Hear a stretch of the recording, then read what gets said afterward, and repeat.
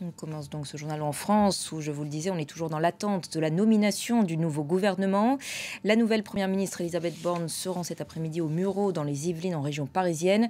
Un déplacement consacré aux associations qui œuvrent en faveur de l'égalité des chances. On en parle avec vous aujourd'hui, Florent Rodeau. Bonjour Florent, je suis ravie Bonjour de vous Rachel, retrouver. la même chose. Premier déplacement donc symbolique pour la nouvelle première ministre. Il sera en effet question de symbole au pluriel. H-Rennes aujourd'hui, déplacement sur un thème souvent abordé par Emmanuel Macron, vous l'avez dit, l'égalité des chances. Premier déplacement pour Elisabeth Borne au contact des Français en tant que première ministre.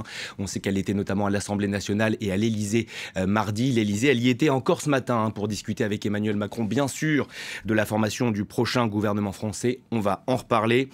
Selon Matignon, vous l'avez dit, elle va rencontrer des associations qui œuvrent en faveur de l'égalité des chances, mais aussi pour l'émancipation des femmes.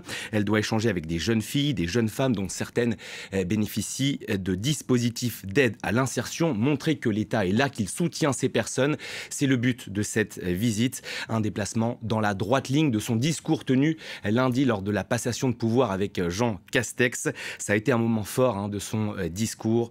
Je dédie ma nomination à toutes les petites filles de France. Allez au bout de vos rêves, leur a-t-elle lancé. J'étais dans la cour de Matignon lorsqu'elle a prononcé ces mots. L'émotion était très forte. Émotion également lorsqu'elle a rendu hommage à Édith Cresson. On sent véritablement le poids d'une femme à Matignon. On l'a senti en tout cas en début de semaine. Édith Cresson, qui pour rappel a été la seule femme à avoir occupé Matignon avant elle. C'était au début des années 90. Je vous parlais de symbole, la ville des Mureaux, c'est également un symbole puisqu'Emmanuel Macron s'y est lui-même rendu, c'était en octobre 2020, un discours sur le séparatisme islamiste et, tiens, sur la promesse d'émancipation de la République. Quand un macroniste va au Mureaux, généralement, le thème de l'émancipation n'est jamais très loin.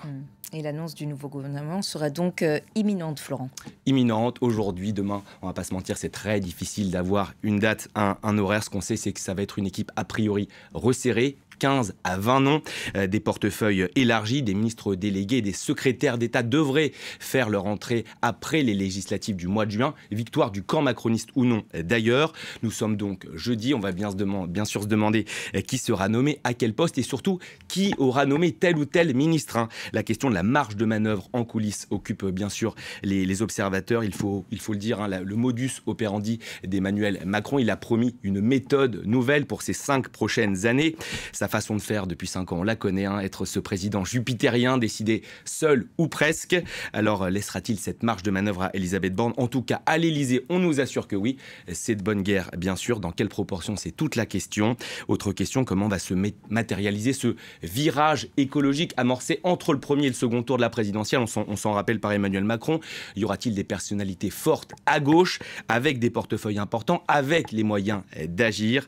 Le nerf de la guerre, vous le savez également, c'est l'argent. C'est Bercy, rien ne se fait sans les économistes de l'État qui ont pour habitude de freiner des cas de fer lorsque l'on parle de transition écologique et de bien sûr toutes les transformations de fond qu'elle impose. Merci beaucoup Florent pour cet éclairage. Et toujours en